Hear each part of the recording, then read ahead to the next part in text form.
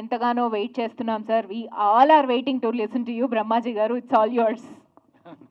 మాట్లాడడానికి నేను కూడా చాలాసేపు నుంచి వెయిట్ చేస్తున్నాను.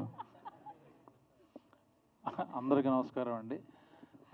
ఈ వనజీవ రామయ్య గారి సినిమా చేయడం నా అదృష్టం యాక్చువల్గా.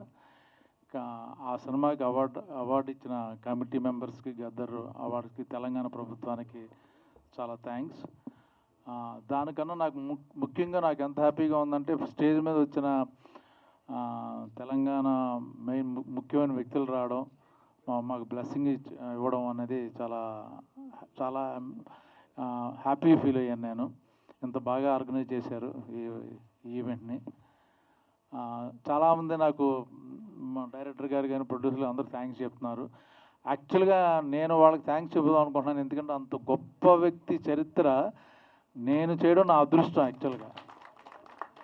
సో నాకు ఈ అవకాశం ఇచ్చిన మా డైరెక్టర్ వేమగంటి గారికి నేను రియల్లీ థ్యాంక్స్ చెప్పుకోవాలి. నేను చేసింది పెద్ద విషయం ఏం కాదు, బట్ అంత ఆయన గురించి చదువుతుంటే మేము అన్ని విషయాలు చెప్పలేకపోయాం ఇందులో, ఈ కథలో. షార్ట్ మూవీ కాబట్టి చాలా బ్యూటిఫుల్ థింగ్స్ ఉన్నాయి పుస్తకం చదువుతుంటూ.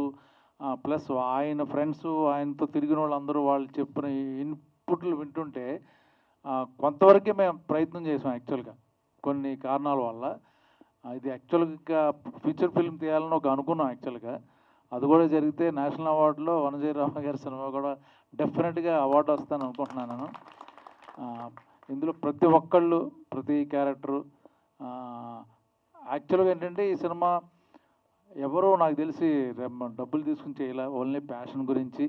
ఇలాంటి సినిమా రావడం మా అదృష్టం. అలాంటి క్యారెక్టరు ఎన్నో సినిమాలు చేస్తాం, బట్ ఇటువంటి సినిమా నాకు లైఫ్లో మిగిలిపోద్ది. రేపొద్దున వెనక్కి తిరిగితే ఏం చేసావంటే వనజీవ రామయ్య క్యారెక్టర్ చేశాను చెప్పుకోవడానికి నాకు ఒక సినిమా ఉంది. సో ఇప్పటికే అందరికీ కాళ్ళు నొప్పులు పెడుతున్నాను, ఇప్పుడు ఆయన చెప్పాడు వచ్చి మొత్తం. సో త్వరగా ముగిస్తున్నాను. Thank you so much.